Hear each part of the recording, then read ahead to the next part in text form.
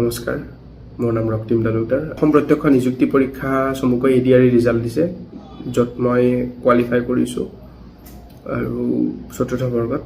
গতিকে আজিৰ দিনত মই ভাবোঁ কি যে মেধাৰ ভিত্তিত চাকৰি লোৱাটো খুবেই সহজ, কাৰণ ভালকৈ পঢ়া পাতি কৰিলে, ভালকৈ প্ৰিপাৰেশ্যন কৰিলে আমি চাকৰি এটা ল'ব পাৰোঁ।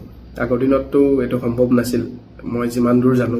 গতিকে এই যিটো নিযুক্তিৰ ব্যৱস্থা, তাৰ কাৰণে মই অসমৰ মুখ্যমন্ত্ৰী মাননীয় ডক্টৰ হিমন্ত বিশ্ব শৰ্মা ডাঙৰীয়াক ধন্যবাদ জ্ঞাপন কৰিছোঁ আৰু তেখেতসকলৰ এই প্ৰচেষ্টা অব্যাহত থাকক।